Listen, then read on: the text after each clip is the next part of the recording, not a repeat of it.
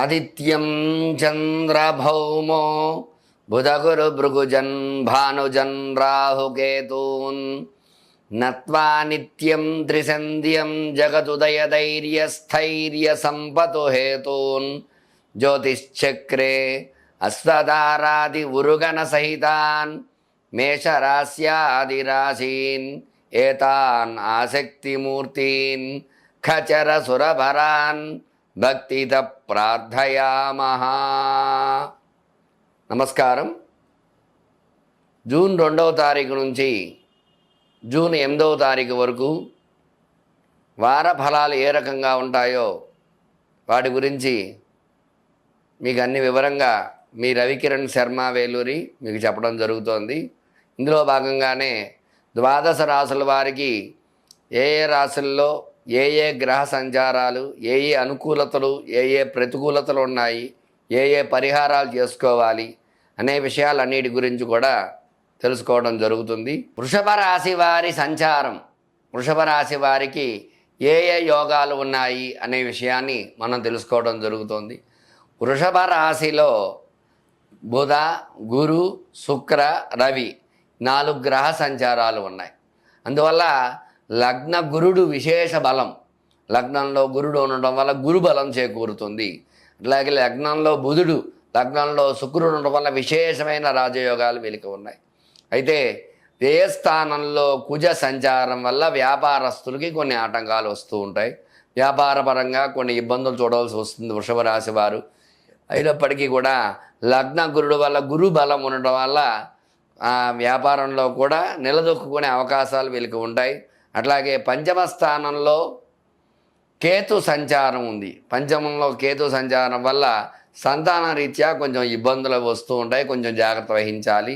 అట్లాగే దశమ స్థానంలో ఏకాదశ స్థానంలో ఈ యొక్క రాహు చంద్ర సంచారము, అట్లాగే ఏకాదశ స్థానంలో శని సంచారం వీళ్ళకి అనుకూలంగా ఉంటుంది. ఎందువల్ల శని స్వక్షేత్రంలో కుంభంలో ఉన్నాడు కాబట్టి వృషభ రాశికి శని శుక్రులు మిత్రులు కాబట్టి శనికి అనుకూలంగా ఉన్నాడు.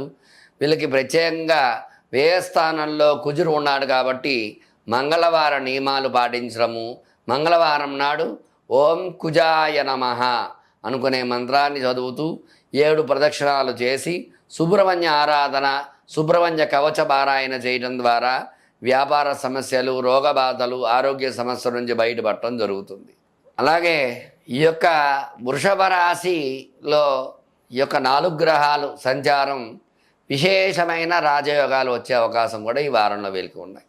ఎందువల్ల అంటే వృషభ రాశ్యాధిపతి శుక్రుడు స్వక్షేత్రంలో ఉండడం వల్ల ధన సమస్యలు ఏమైనా ఉంటే ఆ సమస్యల నుంచి త్వరితంగా బయటపడటం జరుగుతుంది. అట్లాగే రుణ విమోచన, రుణాలు రావాల్సిన రుణాలు ఏమైనా ఉన్నా సరే ఈ వారంలో వాళ్ళకి వచ్చే యోగాలు ఉంటాయి.